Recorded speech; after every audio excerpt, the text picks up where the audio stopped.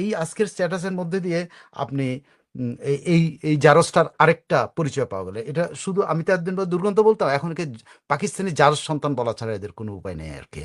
কেমন দেখেন, শুনুন সেই পাকিস্তানি জারজ সন্তানটা কি বলছেন।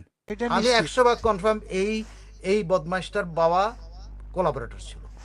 এটা এবং নিশ্চিত। এই বদমাশটাও কিন্তু ওই মুক্তিযুদ্ধের ওই সময়টাতে কিন্তু এই এই সা- এই বা- বা ইয়ে কিন্তু যে এই ওই কি বলে মতিঝিল কলোনির ওখানেই থাকতো, ওরা কিন্তু আরামায়েশেই ছিল, যে কারণে ওরা ওইগুলো ওই সময়টার কষ্টটা ওরা বুঝে না। আপনি যেটা বললেন যে লাল বদরদের অবস্থা খুব, আমি বেশ কয়েকজন লাল বদরের রিয়াকশন দেখলাম, তো সেই রিয়াকশনের মধ্যে একজন যে লাল বদর যারা আপনার আমরা ধরেন দুর্গন্ধ সচিব বলি বা এই বলি, কি বলে ওনাকে আমরা দুর্গন্ধ সচিব বলতাম আর কি, আমার আমার যতটুকু মনে পড়ে, ডাস্টবিন ডাস্টবিন অনেকে বলেন। ডাস্টবিন বলেন। আমি বিস্মিত হয়েছি, এরা এরা ধর্মের লেবাস পরে, এরা ধর্মকে মনে করে যে বা, এবং এর বহু স্ট্যাটাসে পাবেন যে ধর্মের প্রতি তার যে অনুরাগ, সেই এই ধর্মানুরাগী এই দুর্গন্ধ সচিবটা, যার মুখ থেকে দুর্গন্ধ এসে আজকের মতো দিনে একজন মানুষ মারা গেছে, মানুষ মারা গেলে কি করে দেখেন, জানাজাতে যে কি বলে, সবাই বলে যে এই মানুষটা ভালো ছিলেন। মানুষ চেষ্টা করে যে একজন মানুষের প্রশংসা করার জন্য, যে অ্যাটলিস্ট তার সম্পর্কে বাজে কথা না বলা, এগুলো চেষ্টা করা হয়। আমি যতটুকু জানি এটা ধর্মের অনুশাসনও এটাই বলে যে আপনি একজন মৃত মানুষের সমালোচনা করবেন না, একজন মৃত মানুষকে নিয়ে আপনি কটু কথা বলবেন না। আহ, চেষ্টা করে আপনি, যে কারণে আপনি দেখেন যে জানা যায় আত্মীয় স্বজন বা স্বজনরা বা ছেলে বা মেয়ে থাকলে তারা এসে ক্ষমা চায় যে আহ, আমার ফ্যামিলি বা যিনি মারা গেছেন তিনি কোনো অপরাধ করে থাকলে তাকে মাফ করে দিয়েন। এবং তিনি বলা হয় যে তিনি তিনি কোনো দেনাপানা থাকলে সেগুলো আমার কাছে আসেন, মানে একটা সেটেলমেন্ট, মানে একজন মানুষ মারা গেছে, তিনি মারা গেছেন, তিনি যেই হন, তিনি 69 গণ অভ্যুত্থানের নায়ক বলেন আর উপনায়ক বলেন বা যাই বলেন না কেন, তিনি তো আর নাই, তিনি একজন মানুষ, তিনি মারা গেছেন। সেই মানুষ মারা যাওয়ার রিয়াকশনটা যদি আপনি এদের ইয়েটা দেখেন, প্রত্যেকের মধ্যে একটা কনজারভেটিভ একটা ইয়ে আছে যে ওরা ওরা এই এই এই তোফায়েল আহমেদ মারা যাওয়ার মাধ্যমে আওয়ামী লীগ যেন বাইরে চলে না আসে, এই জন্য একটা আহাজারি আছে সব জায়গায়। সব আমি অনেকের স্ট্যাটাস, কিন্তু একটা স্ট্যাটাস আপনাদেরকে পড়ে শোনাতে চাই, যে এইটা দেখলে আপনি বুঝতে পারেন যে এদের সমন্বিত চিন্তাটা কি। সমন্বিত চিন্তাটা হলো, এরা এখন পর্যন্ত বাংলাদেশের মুক্তিযুদ্ধকে অ্যাকসেপ্ট করে না। এই প্রথমবারের মতো একজন লোক আমি পেলাম, এই যে একটা বদমাইশ পেলাম বাংলাদেশে, বাংলাদেশে বসবাস করে, বাংলাদেশের বাতাস খায়, বাংলাদেশের এর বাপ মা 14 গোষ্ঠী বাংলাদেশের বাতাস খেয়েছে, এই খেয়েছে সেই খেয়েছে, বাংলাদেশে চাকরি করে বাংলাদেশের জনগণের ট্যাক্সের পয়সায় বেতন নিয়েছে, এই লোকটি বাংলাদেশে চাকরি করেছে, বাংলাদেশে হাওয়া বাতাস খেয়েছে, সেই লোকটার বাংলাদেশের গণ অভ্যুত্থান নিয়ে সে কি বলছে, মানে তাদের অ্যালার্জি বাংলাদেশের স্বাধীনতা। এই এই পাকিস্তানের জারজগুলি, এই পাকিস্তানি জারজগুলি, যে পাকিস্তানি, এরা এরা এরা পাকিস্তানিও না কিন্তু।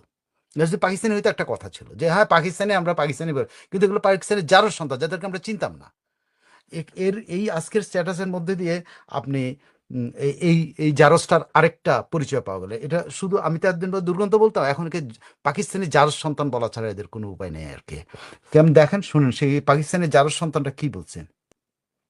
বলছে তোফায়েল আহমেদ, তিনি আবার বাংলায় লিখতে পারেন না, উনি তিনি আংরেজ সাংবাদিক ছিলেন, তিনি আংরেজিতে লিখছেন, তো আমি আংরেজিটা একটু অনুবাদ করে দেওয়ার চেষ্টা করি, উনি যদিও অনেক কঠিন কঠিন করে, কঠিন বাঙালিরা আবার যখন লেখেটাকে তখন কঠিন শব্দ দিয়ে লেখে যাতে পাবলিক বুঝতে না পারে। তো আমারও তাই মনে হচ্ছে, আমি মাঝে মধ্যে বুঝতে পারি নাই। তা ওনার ইংরেজি অত্যন্ত শক্তিশালী, ইংরেজদের থেকেও শক্তিশালী, যে কারণে আমার দাঁত টাত ভেঙে গেছে আর কি ওনার ইংরেজি বুঝতে। তারপর দেখেন এরা যে পাকিস্তানের জারজ সন্তান, পাকিস্তানিদের এরা যে বাঙালি রক্তের মধ্যে বাঙালি রক্তকে দূষিত করছে, এটার প্রমাণটা আপনি দেখেন, একদম ভেরি ফার্স্ট সেন্টেন্স সে বলছে তোফায়েল আহমেদ ওয়াজ অ্যাবভ অল এ সার্ভাইভার, একদম উনি বেঁচে গেছেন আর কি, একদম বেঁচে গেছেন in the treacherous terrain of Bangladeshi politics. Treacherous বলতেছে বাংলাদেশের পলিটিক্স হলো ট্রেচারাস, বাংলাদেশের যে ট্রেচারি করা, মানে কি বলে এটাকে, এটা কি বলে বলো না, মির্জাফরি করা, মির্জাফরি রাজনীতির, বাংলাদেশের মির্জাফরি রাজনীতির আহ, তিনি একজন স্টেলার ছিলেন। মিথোলাইজড করছেন কি 1969-এর মাস আপরাইজিং, ওটা নাকি এটা ট্রেচারাস ইয়ে কি বলে টেরেইন বাংলাদেশে, মানে এটা হলো বাংলাদেশের, বাংলাদেশ বেইমানি করছে কারোর সাথে, মানে 69-এ উনি কিন্তু বেইমানি এই ইঙ্গিতটা উনি করেছেন। যে 69-এরও বেইমানি করা হয়েছে বাংলা, মানে পাকিস্তানের বিরুদ্ধে যাওয়া হয়েছে। এবং 69-এর মাস আফটার প্রেসিডেন্টকে উনি বলছেন এটাকে অহেতুক এটাকে বড় করে দেখানো হয়েছে, মিথেলাইজ করা হয়েছে। হ্যাঁ, উনি ওনার ভাষ্য অনুসারে এই বদমাইশটা এই কথাগুলো লিখেছে। আমি তাকে বদমাইশ না বলে পারলাম না, সেও আমার গালি দিবে নিশ্চয়ই, কিন্তু আমি তাকে না বলে পেলাম। আমি সাধারণত কাউকে গালি দিই না, কিন্তু আমার মুখ থেকে এখন জারজ এবং বদমাইশ ছাড়া আর আমার অন্য কোনো ভাষা তার জন্য ভালো ভাষা মানে আমার কাছে আর নাই। আর আমি আর এর সাথে কঠিনগুলো বলতে পারি না, কিন্তু এইটা পর্যন্ত বলতে পারি। সে বলতেছে যে এটাকে মিথলাইজড করেছে, মানে এটা বড় করে দেখানো হয়েছে। বাংলাদেশে গণ অভ্যুত্থান নাকি বড় কিছু ছিল না, 1969 গণ অভ্যুত্থান বড় কিছু না, এবং ট্রেচারাস টেরিন বাংলাদেশের পলিটিক্সের। এই 69 নাকি বাংলাদেশের এই ট্রেচারাসের বাংলাদেশ যে মীর জাফরের টেরেন, মানে পাকিস্তানের সাথে বাংলাদেশ মীর জাফরই করছে, এটা সে বুঝে চেয়েছে। সেখানে সে বলতেছে কি, আরো বলছে, while historian still debate the true scale of the movement and its actual efficacy in ousting general Ayub Khan. বলছে যে হিস্টোরিয়ান নাকি এখনো ডিবেট করে যে 69-এর গণ অভ্যুত্থান আসলেই এত বড় ছিল কিনা। হিস্টোরিয়ান নাকি এখনো বিতর্ক করে এটা নিয়ে, এটা নাকি অন্য কোনো, এবং এটাই কি আসলে আইয়ুব খানকে ক্ষমতাচ্যুত করেছিল, এটা নাকি প্রশ্ন করে কোন হিস্টোরিয়ান, এই বদমাইশ কোন হিস্টোরিয়ানের লেখাপড়ে। এবং এই বদমাইশটাকে সামনে পাইলে এটা চড়ানো ছাড়া আর কিছু নাই, যে সে কোন হিস্টোরিয়ানের উদাহরণ দিতে পারবে, যে ও হিস্টোরিয়ানরা বলতে পারে যে 69-এর গণ অভ্যুত্থান নাকি মানে বড় করে দেখানো হয়েছে। 69-এর গণ অভ্যুত্থান নাকি এটা ট্রুলি আসলে আইয়ুব খানকে উৎখাত করছিল কিনা, এটা নিয়ে সন্দেহ আছে। এরা নাকি হিস্টোরিয়ানরা এখনো ডিবেট করে। এই বদমাইশটা কোন হিস্টোরিয়ানে যায়, সেই হিস্টোরিয়ানটা বের করে ওর হিস্টোরিয়ানের কাপড় চোপড় খুলে ফেলানো উচিত, যদি কোন হিস্টোরিয়ানটা লিখে থাকে। সে যাকে উদাহরণ দিতে চায় সে লোকটার নাম যদি সে বলে, ওর তো কাপড় চোপড় খোলা উচিত, ওরে কাপড় চোপড় খুলে ওরে পাকিস্তানে পাঠানো উচিত। ওরে কাপড় চোপড় সহ বাংলাদেশের কাপড় চোপড় সহ ওরে বাংলাদেশের তৈরি কোনো কাপড় চোপড় পরায় ওরে কিন্তু বাংলাদেশে থাকতে দেওয়া উচিত না।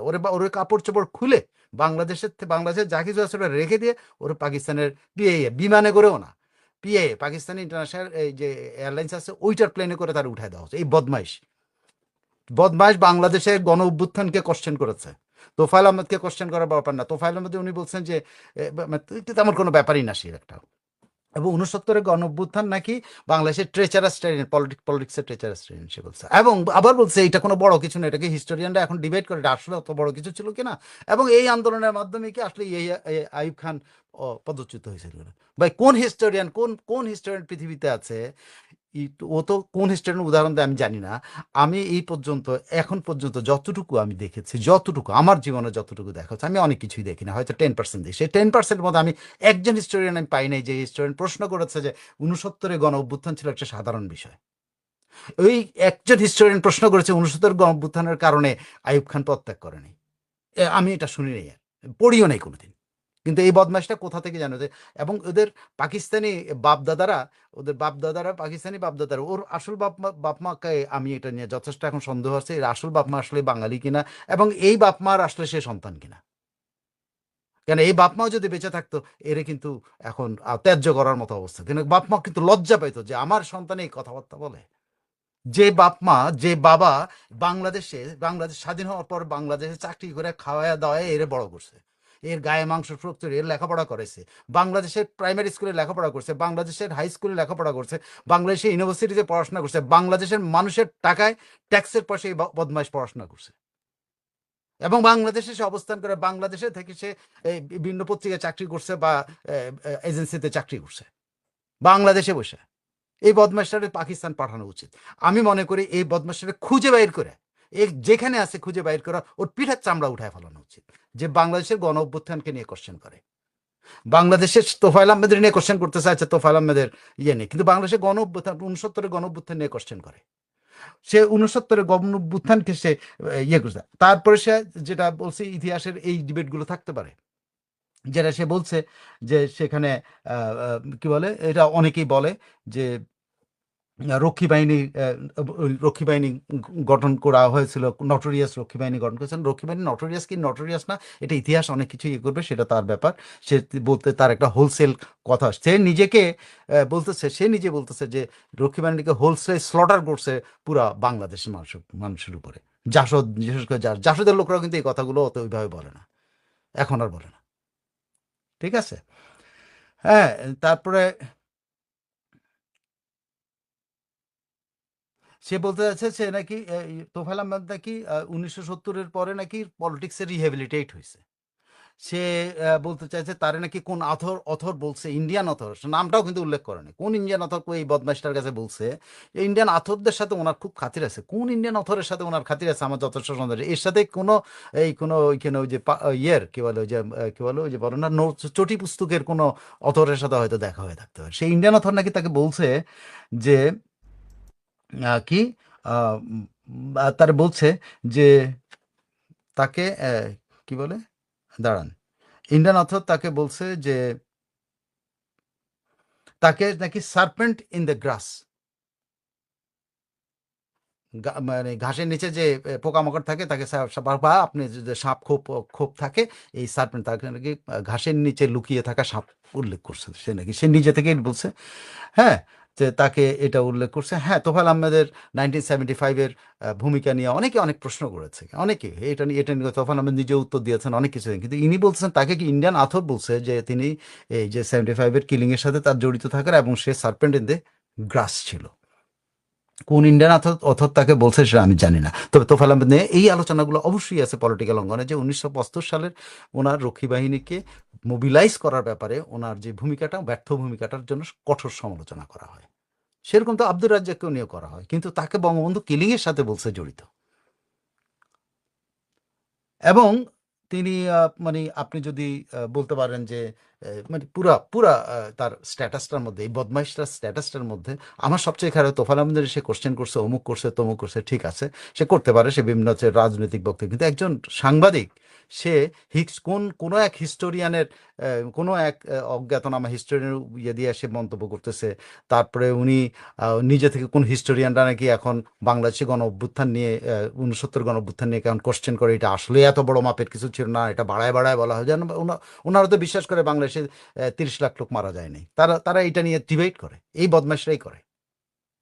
সো দুঃখজনক হইলো লাল বদররা কিন্তু মানে আহ, দেখেন তোফায়েল আহমেদ মারা গেছেন, তোফায়েল আহমেদ মারা গেছেন, কিন্তু তোফায়েল আহমেদের মৃত্যুর সুযোগ নিয়ে তারা কিন্তু আবার ঘুরে ফিরে কিন্তু বাংলাদেশের মুক্তিযুদ্ধকে কোশ্চেন করতেছে, বাংলাদেশের গণ অভ্যুত্থানকে কোশ্চেন করতেছে এই বদমাশগুলো। আমরা এই বদমাশগুলোকে আমরা কিন্তু আমাদের ঘরের ভিতরে রেখে দুধ কলা দিয়ে খাওয়াইছি, পোষাইছি, আদর করছি, যত্ন করছি। এদের পাশে লাথি মারাতে আমাদের উচিত ছিল, কিন্তু আমরা তাদের পাশে লাথি মারি নাই। আমাদেরকে চিনেও কিন্তু ইয়ে করি নাই। এটা আমাদের দুর্ভাগ্য শুধু না, এটা আমাদের ব্যর্থতা, যে আমরা আমরা আমরা জেনে শুনে আমরা এই দুধ কলা দিয়ে সাপ পুষছি। আমরা বঙ্গবন্ধু এই জাতিটাকে এক করার জন্য উনি অনেক চেষ্টা করছেন, উনি অনেক ক্ষমা সুন্দর দৃষ্টিতে দেখেন, যদিও উনি খুনি, অগ্নিসংযোগকারী, এদের কাউকে মাফ করেন নাই, কিন্তু তারপরে উনি তো যারা মানে হত্যা, খুন, কি বলে, রাহাজানি এবং অগ্নিসংযোগের সাথে জড়িত, তাদের মাফ করে তাদেরকে তো উনি সমাজে অ্যাকসেপ্ট করেছে, আর সেগুলোই কিন্তু এখন এগুলি করতেছে, সেগুলোই কিন্তু এগুলো করতেছে, এই বদমাশদের সন্তানগুলি এগুলো করছে। আমি শিওর যে এর বাপ মুক্তিযুদ্ধের সময় এর বাপ ইয়েতে চাকরি করতো, ওর বাপ যে সেক্রেটারি চাকরি করতো, আপনি নিশ্চিত থাকেন এর বাপ মুক্তিযুদ্ধের পক্ষের লোক ছিল না। ওর বাপ ওই পাকিস্তানের ওই সময়টাকে ওখানে চাকরি করতো, ও ও ও ওই কোলাবোরেটর ছিল, একদম কনফার্ম। একদম এটা আমি নিশ্চিত, 100 ভাগ কনফার্ম এই বদমাশটার বাবা কোলাবোরেটর ছিল। এটা এবং নিশ্চিত। এই বদমাশটাও কিন্তু ওই মুক্তিযুদ্ধের ওই সময়টাতে কিন্তু এই এই সা- এই ইয়া কিন্তু যে এই ওই কি বলে মতিঝিল কলোনির ওখানেই থাকতো, ওরা কিন্তু আরাম আয়েসেই ছিল, যে কারণে ওরা ওইগুলো ওই সময়টার কষ্টটা ওরা বুঝে না। ওরা তো আরাম আয়েসে ছিল, ওরা তো পাকিস্তানিদের তেল মাইখা, পাকিস্তানের আমি শব্দ তেল মাইখা ওরা চলছে, পাকিস্তানিদের সাথে ওর বাপ চলছে, পাকিস্তানিদের সাথে আর কি কি করছে আমরা তো জানি না। এখন এর বাবার ইয়াও তো খোঁজা উচিত, কি বলে এই ইতিহাস ঘাটা খুঁজে বাইর করা উচিত। আপনি নিশ্চিত থাকেন এরকম, আপনি যাকে আমি এই পর্যন্ত যতগুলি দেখছি না সবগুলি একদম সবগুলি এটা কিন্তু ওই একদম সময় সঠিক। কোলাবোরেটর, কিন্তু এরা মাপ পেয়ে গেছে, এর হলো সরকারি চাকরি করতে, এরা কোলাবোরেটর চাকরি পেনশন, এবং সেই কোলাবোরেটরের সন্তানগুলি আজকে এইগুলো করতেছে। আমাদের এখন বর্জন করার সুযোগ আসছে, আমি মনে করি এর যেখানে পাওয়া যায়, যেখানে পাওয়া যায় এটা তুলোধনা করেছে, এর একেবারে এর এর এর এর যেখানে পাওয়া যায় এর কাপড় চোপড় খুলে ফেলানো উচিত, এর কাপড় চোপড় খুলে সোজা নিয়ে পিআই এর প্লেনে, এর বাংলাদেশের বিমানে করে না, পিআই এর প্লেনে করে এর কাছে, এবং এর পরিবার শুদ্ধা। কারণ এর এর থেকে যেগুলো বাচ্চা বাচ্চা বেরিয়েবো, সবগুলো আমি ওর সন্তানদের নিয়ে, আমি কোনোদিন সন্তান নিয়ে কথা বলি না, কিন্তু এই কোলাবোরেটরদের সন্তানরাই তো আজকে আমাদেরকে কামড়াচ্ছে। আমাদেরকে আমাদের রক্তক্ষয় করছে। এর সন্তানরাও কিন্তু আমাদের রক্তক্ষয় অব্যাহত রাখে। এদেরকে বাংলাদেশ থেকে বিতাড়িত করা উচিত। আমি সরি কারো সন্তান নিয়ে কথা বলা। বাট আমি মনে করি এর সন্তানগুলো একই রকম হবে। একই জিনিসের একই ফলোয়ার হবে, একই কিছু এদেরকেও বাংলাদেশে রাখা যায়। এগুলোরও বিদায় করতে হবে বাংলাদেশ থেকে।